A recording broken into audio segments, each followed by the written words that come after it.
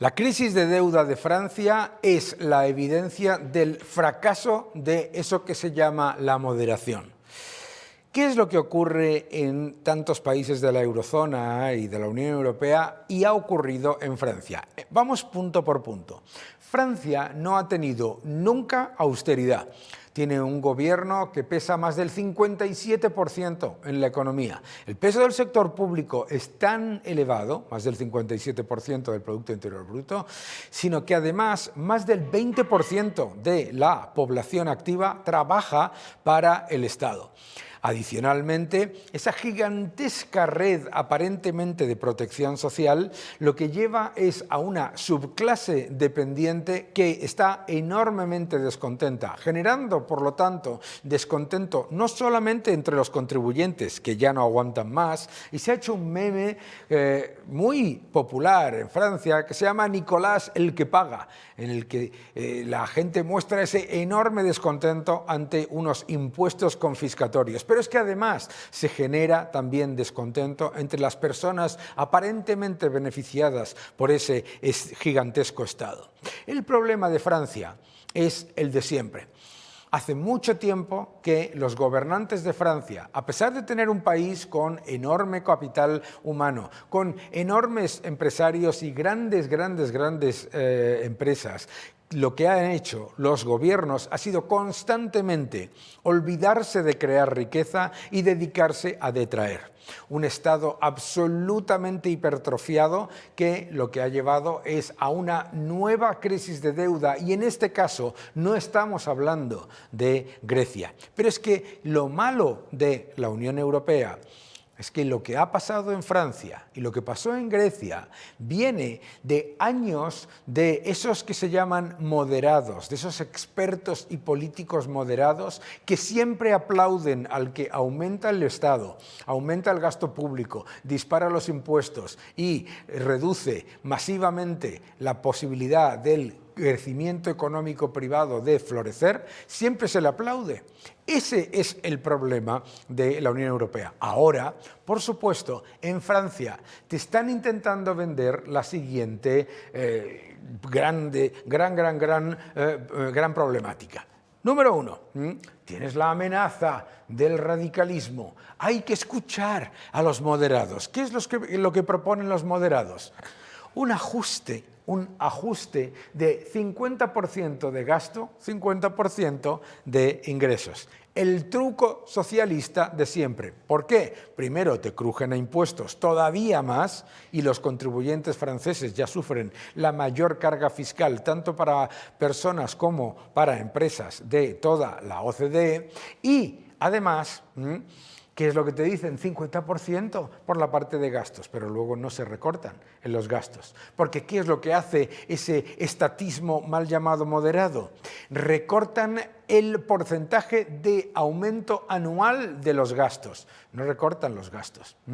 El gran problema de Francia, por lo tanto, es el de siempre, el socialismo. Siempre fracasa. La socialdemocracia es ruina, la socialdemocracia es el problema.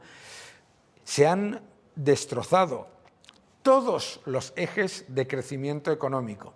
Francia es un país que tiene el mayor número de empresas con menos de 50 empleados. ¿Sabéis por qué? Porque a partir de los 50 empleados tienes que empezar a contratar a sindicalistas a coste de la empresa. ¿Sabes qué es lo que ocurre con Francia? Lo que ocurre con Francia es lo de siempre, que se acostumbran a la gallina de los huevos de oro y a tratar a las empresas y a las familias como si fuesen cajeros automáticos de un sector público depredador, confiscatorio y, además, hipertrofiado. Ese Estado hipertrofiado no es la solución, es el problema. El problema de Francia es el estatismo, pero lo peor es que se pone de ejemplo a España, haciendo exactamente lo mismo que hizo el PASOK en Grecia antes de la crisis. Yo soy suficientemente mayor como para recordar cuando se decía que Grecia era el motor económico de la Unión Europea y de la eurozona. En el año 2005-2006 se aplaudía ese aumento del gasto público, ese aumento del sector público, ese aumento del empleo público de Grecia, porque se estaba fortaleciendo un crecimiento del 3,3%. Todos sabemos lo que ocurrió después. El problema de la Unión Europea ahora es Francia, pero detrás va a venir España, porque España, después de aumentar la deuda en más de 450.000 millones de euros y después de recibir más de 130.000 millones de fondos europeos, se encuentra con el Producto Interior Bruto per cápita prácticamente estancado, con el Producto Interior Bruto per cápita ajustado por poder adquisitivo sin haber conseguido ningún tipo de convergencia real con la Unión Europea y además con un empobrecimiento generalizado de la población y un paro inasumible que además está maquillado con los más de 600.000 fijos discontinuos que no aparecen en esa cifra de paro. El problema de Francia, con un 114% de deuda sobre PIB, un déficit que supera el 5,5% y un Estado completamente hipertrofiado y con impuestos confiscatorios, es que además eso es la punta del iceberg, porque en el caso de España los pasivos no financiados y comprometidos de pensiones superan el 500% del Producto Interior Bruto. En el caso de Francia, el 400%. El problema de Francia es que es la demostración empírica de que aumentar el gasto público y aumentar los impuestos no solamente no te lleva a crecer, sino que te lleva a una crisis de deuda. Y detrás va España. Que no te engañen.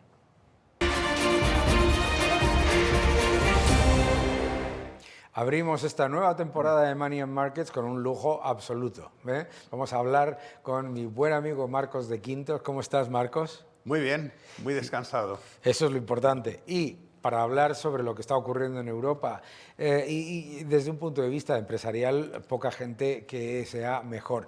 A mí me gustaría empezar por este socialismo que nos invade, ¿de acuerdo? Estamos viviendo en un entorno en el que en Alemania se pone en cuestión el sistema de pensiones, en Francia está la crisis de deuda, etcétera, etcétera. Y sin embargo, parece como que hay una obligación de decir que la única opción es más de lo mismo.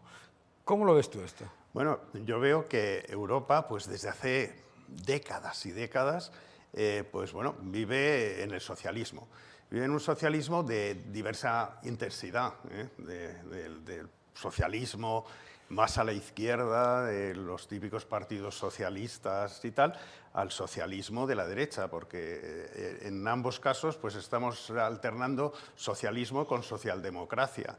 Y esto es importante darse cuenta de ello. Yo creo que la última liberal que ha habido realmente liberal, no sé si ha sido Margaret Thatcher, cuando todavía estaba en Reino Unido, claro. Gran Bretaña, que todavía estaba dentro de la Unión Europea.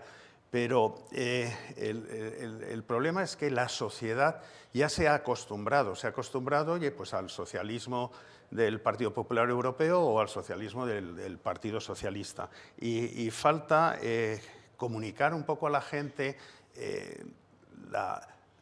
la realidad, que vean que existe una alternativa a lo que es ese manejo de nuestras sociedades.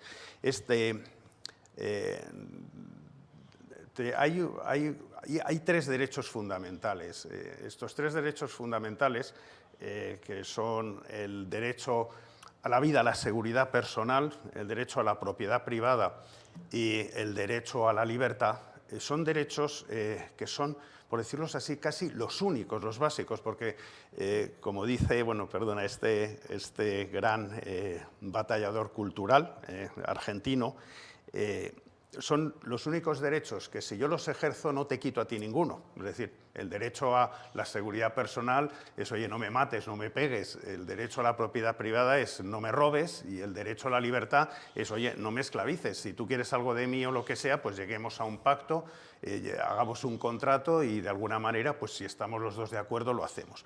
Esos derechos no conculcan el derecho ajeno de nadie.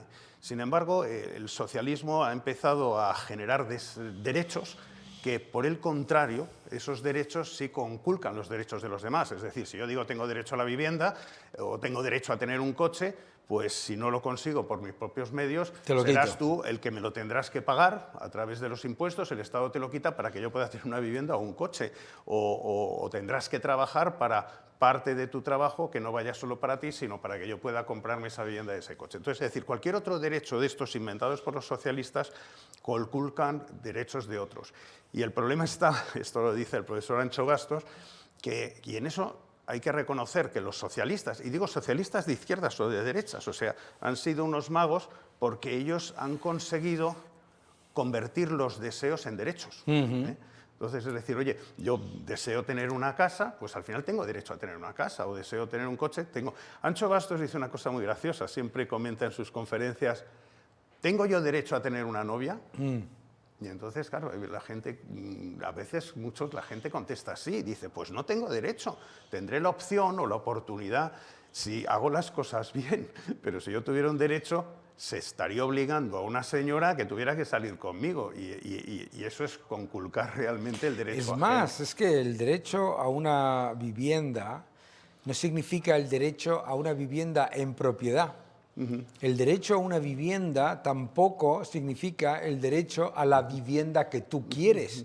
Sí, es muy importante todo eso. No, y donde quieres, porque si la quieres en el centro y no claro, en el como me decía a mí del sindicato de inquilinas, que no sé si sabes que existe, me decía, no, porque claro, porque ¿para qué se va a construir vivienda social para que se construya en barrios donde no queremos vivir? Ah, bueno, tú lo que quieres vivir es desplazando a otro, ¿no? Pero fíjate qué cosa tan curiosa, porque cuando tú analizas que realmente, es decir, la libertad te la dan esos tres derechos fundamentales, que te comentaba, el derecho a la vida, a la seguridad, el derecho a la propiedad privada y el derecho a la libertad, es decir, que todos sean acuerdos entre dos partes y si existe algún litigio, oye, que venga alguien y juzgue quién de ambos tiene la razón.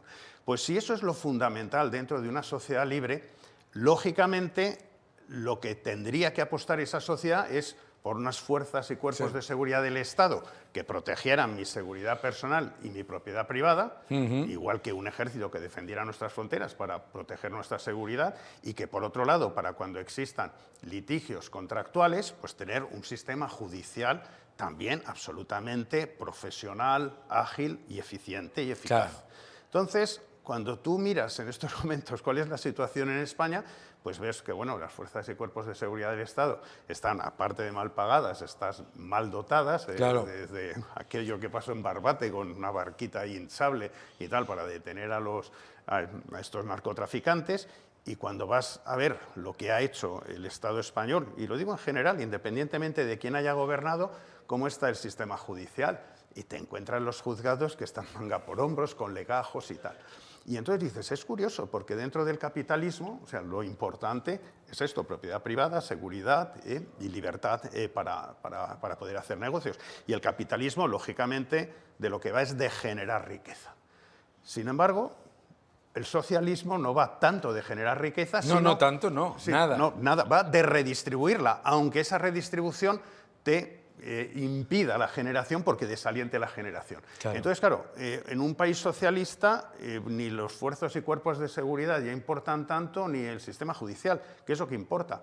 Pues todos aquellos organismos dedicados a la redistribución. Y entonces, cuando tú analizas una sociedad, independientemente de quién haya gobernado, quién gobierne, y de repente ves que están abandonados los juzgados y están abandonadas las fuerzas y cuerpos de seguridad, sin embargo, esa sociedad cuenta con la agencia tributaria más moderna, con todos los medios a su alcance, con todos los sistemas informáticos y tal, dices, bueno, lógicamente esto responde a una visión socialista de lo que es el Estado y de lo que es la sociedad. Haya gobernado quien haya gobernado, claro. La Montero o el Montoro. ¿No? Entonces, claro, dices, estamos en España y también en Europa en una situación donde se está dando énfasis a todos aquellos instrumentos de extracción que no realmente a aquellos que nos pueden ayudar a desarrollar.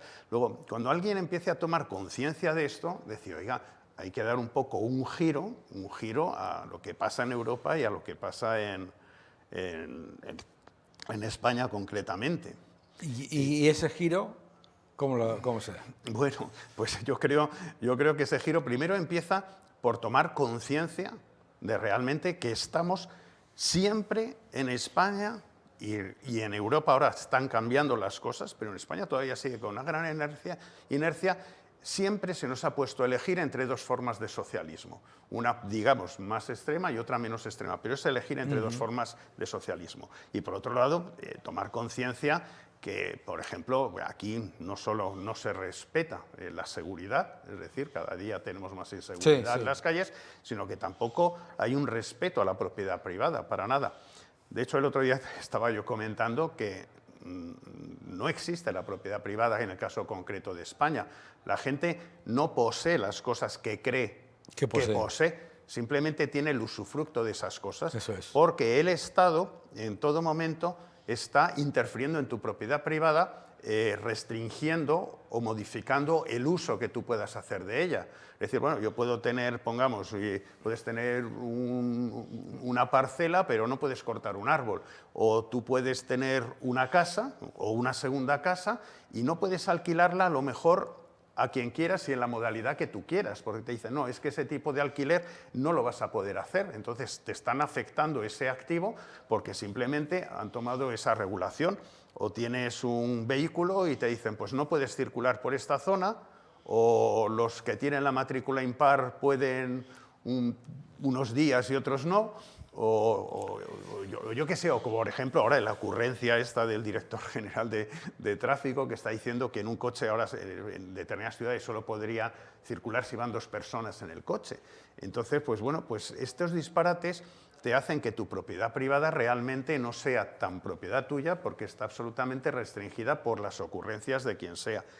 Y es más, tu propiedad privada es susceptible de que el Estado se quede con ella. Claro. De dos maneras, o sea, uno con una expropiación es un tema rápido, como se está en estos momentos expropiando el campo, que es una vergüenza para colocar placas solares. Nos han convencido de que es verde arrancar olivos centenarios para colocar placas solares y la gente todavía se lo cree y vota a esta gente que dice que eso es verde, pero también te pueden expropiar tu propiedad privada de una manera más lenta, que esa manera lenta es, pues, por ejemplo, colocando, bueno, con el impuesto de patrimonio o con el impuesto de grandes fortunas a aquella comunidad autónoma que no tiene impuesto de patrimonio, o, por ejemplo, inventando impuestos confiscatorios discrecionales, como podría ser, por ejemplo, decir, pues vamos a colocar un impuesto tremendo a toda aquella gente que tenga pisos deshabitados y que no los haya puesto en alquiler. Pero no has puesto en alquiler, es tu impuesto a las habitaciones vacías, querían hacer en Australia.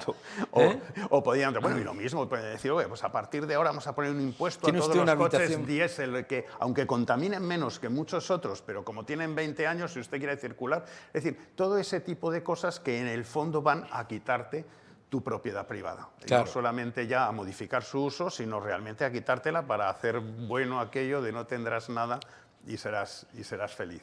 Ahora en Francia estamos viviendo un despertar, a lo mejor un susto, ¿no? Que demuestra que el gradualismo, la socialdemocracia, disparar el gasto público, disparar la inmigración, aumentar los impuestos, pues no solamente no te lleva a mejorar, sino que te lleva a una situación de deuda insostenible.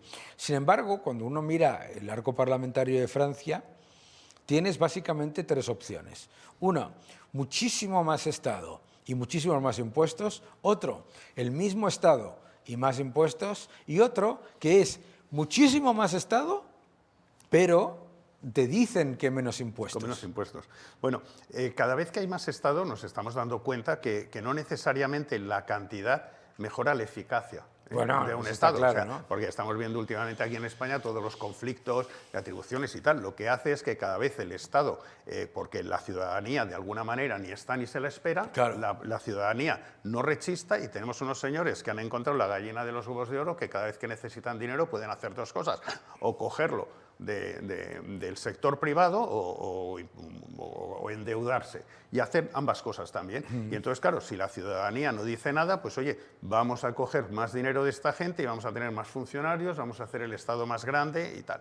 Y eso es lo que es realmente un problema. Pero lo hacen, yo creo, prácticamente todos. Bueno, en el caso nuestro concreto, pues lo ha hecho la derecha y lo ha hecho la izquierda, porque realmente no hemos aflojado. Es decir, se hace siempre lo mismo, se sigue dando dinero a los sindicatos y a las organizaciones empresariales y se sigue dando subvenciones a sindicatos, como en el caso de Andalucía, que incluso se los da a la comunidad autónoma andaluza, a sindicatos como UGT, que han sido condenados porque han robado 40 millones de los fondos de los parados, con sentencia del Tribunal Supremo, y no los han devuelto. Dices, oye, si tú quieres contratar con el Estado, es decir, una empresa particular, y no ha pagado la seguridad social o tiene una deuda con la seguridad social, lo que sea, pues el Estado es que ni siquiera puedes contratar con él. Pero si eres un sindicato y has robado 40 millones de euros, pues te sigue el Estado dando subvenciones. Esto es un poco lo que es una vergüenza.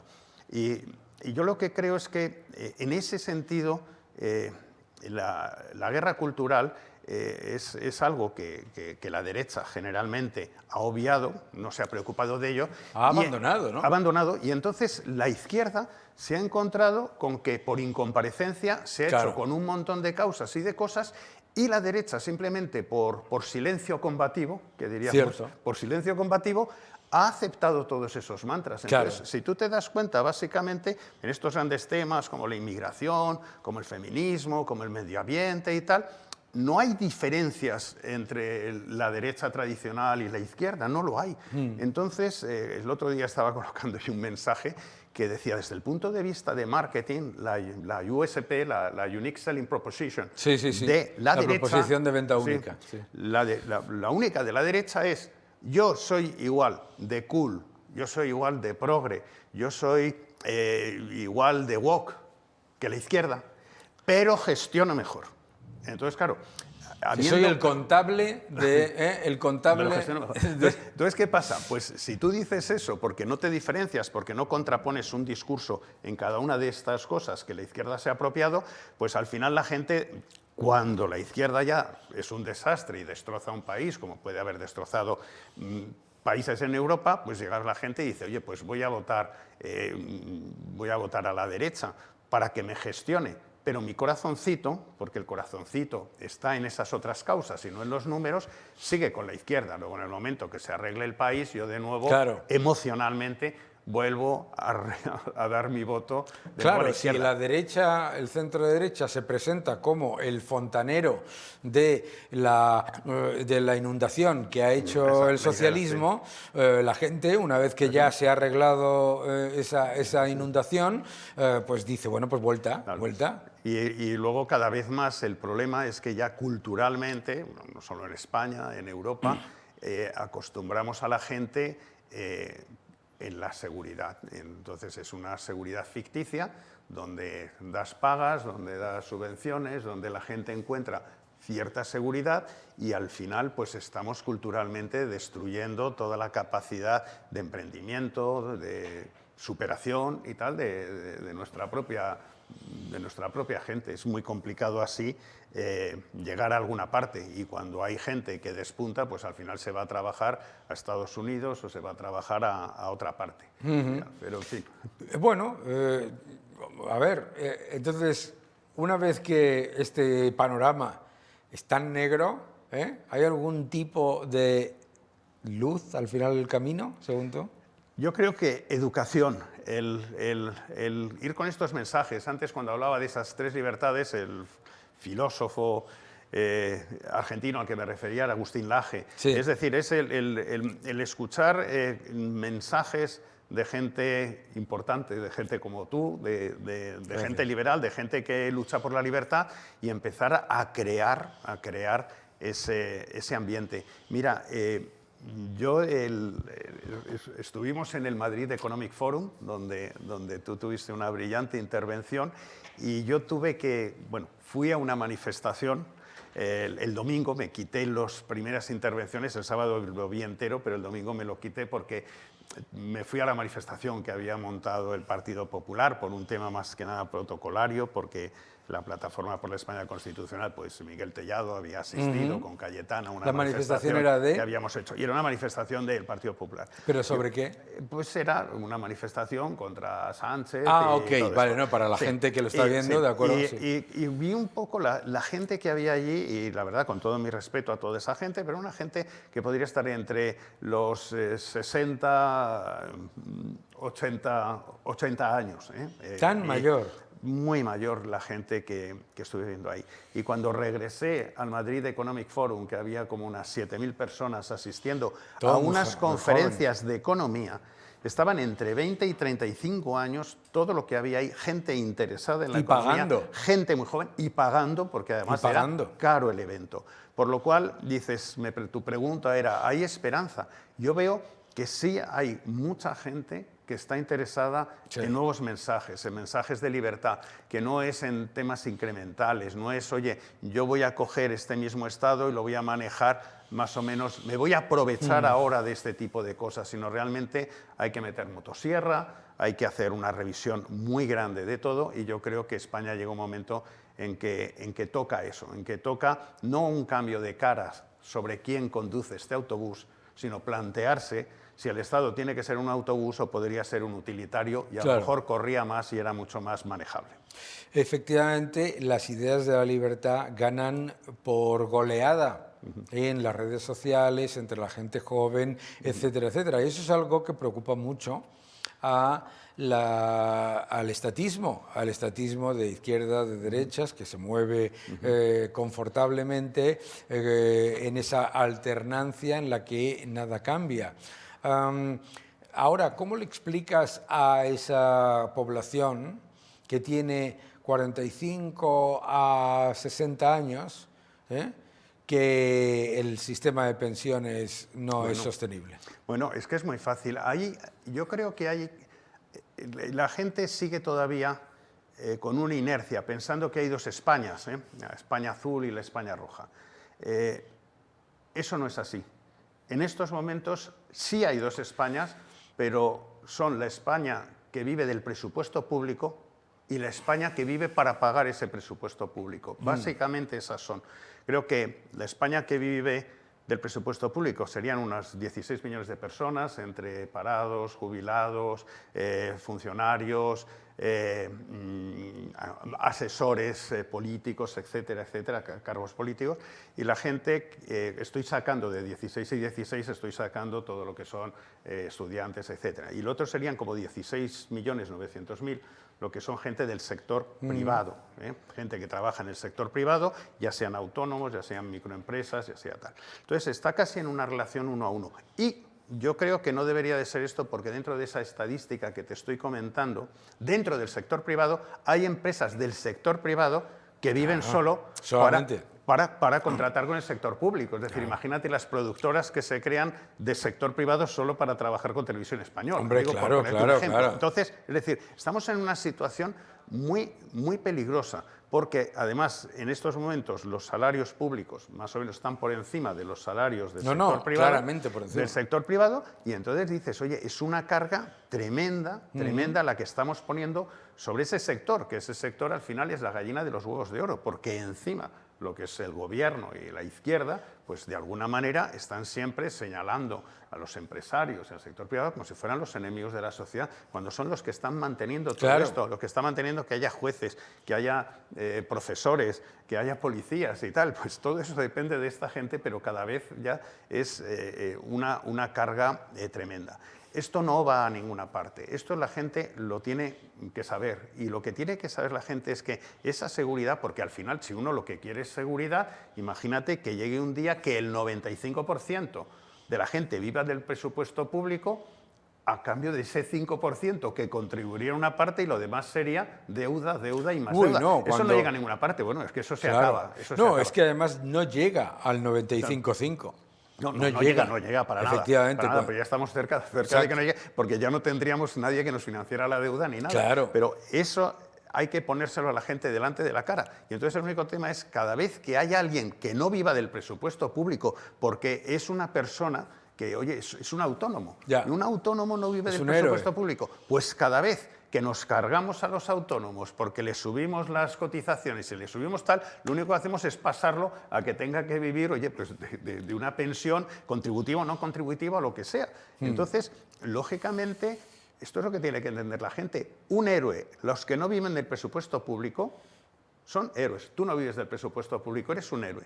Pero los sindicalistas estos que salen a darnos lecciones y tal, todos esos viven del dinero que tú contribuyes. Dices, Claro. oiga, señores, pónganse a trabajar y punto. Pero es que es además aún peor porque el Estado, que vive del presupuesto público, compite luego con los empresarios Bueno, en claro. el mercado laboral, Sí. De manera desleal. inflacionando. Es decir, sí, si tú tienes un bar y quieres contratar un camarero, pues te va a costar bastante, porque si el Estado está incentivando a alguien para que no trabaje, te cuesta a ti el doble para conseguir arrastrarle. Y además le está pagando a los que contrata para luego darle unas condiciones en las que trabajan solamente en media jornada, etcétera. Sí, sí. Pero es que además ese dinero que le está dando para que se lo piense dos veces antes de aceptar tu propuesta, dice, bueno, es que el Estado me da esto por no hacer nada, usted por hacer algo 8 horas me da un poco más, pero Claro. es que no me compensa. Pero es que eso que le está dando el Estado es con tu dinero. Claro. O sea, con tu dinero está incentivando a alguien para que no trabaje contigo. Entonces, bueno, Claro. pues esto es un poco lo ilógico de dónde estamos.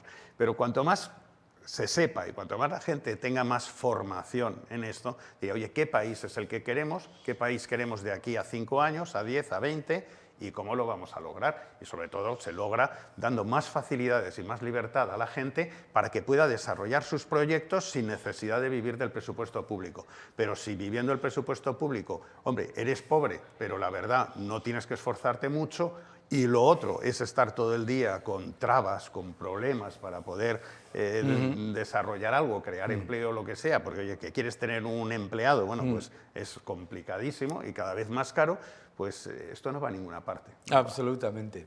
El socialismo siempre es ruina, la socialdemocracia siempre es miseria. Y es muy importante recordarle a la gente que el Estado no te da nada que no te haya quitado de antemano o que no le vaya a quitar a tus hijos y a tus nietos. Muchísimas gracias, Marcos. Gracias a ti, Dani. Un fuerte abrazo.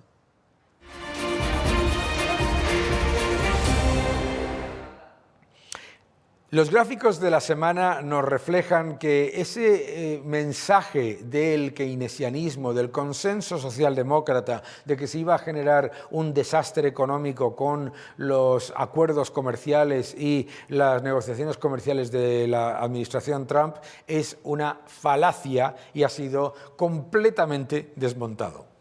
Vamos a empezar con el primer gráfico. Aquí le podéis ver en estos datos qué es lo que está ocurriendo con la economía china. La economía china, efectivamente, no está en un momento particularmente positivo. La economía china refleja que el sector manufacturero continúa en contracción y estos son los índices de gestores de compras oficiales.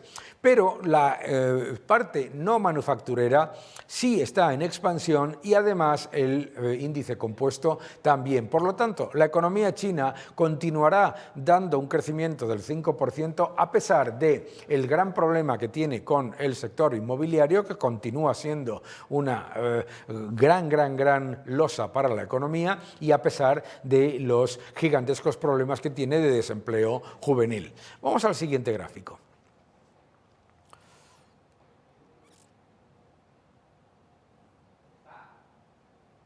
En este gráfico lo que podemos ver es ese enorme problema que hay con esa crisis de deuda de Francia. Aquí podéis ver en azul cómo, gracias a Bloomberg, se puede identificar lo que es el gigantesco problema del riesgo de impago de la deuda de Francia. Fijaos cómo la tendencia del riesgo de impago a 5 años de la deuda francesa es al alza con esos dientes de sierra, pero lo más importante, además de que es al alza, es que esto está ocurriendo con un Banco Central Europeo que está bajando tipos. Esto está ocurriendo en medio de un gigantesco llamado estímulo de los fondos Next Generation. Y además el problema de la deuda de Francia con ese CDS, con ese seguro de impago creciendo, es que se lleva por delante también a Alemania, Italia y España. España ya tiene un riesgo de impago que ha subido, pero además el tipo exigido a la deuda de España ha aumentado un 10% en el último año. Todo esto es importante tenerlo en cuenta porque no existe en ningún caso la evidencia de que la deuda de Francia se vaya a poner bajo control. Vamos al siguiente gráfico.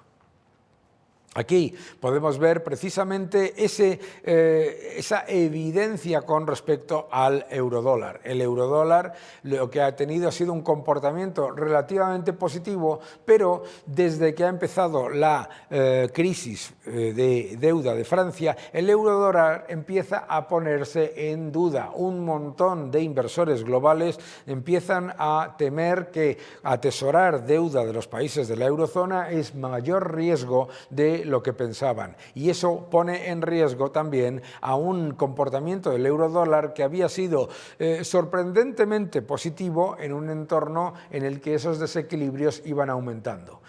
Mucha de la culpa la ha tenido la Reserva Federal. Al mantener tipos elevados, hacía muy caro el ajuste y la cobertura de las posiciones en deuda estadounidense de los inversores que preferían tomar posiciones en deuda europea. Ay, mis amigos, comprar deuda europea justo antes de una crisis.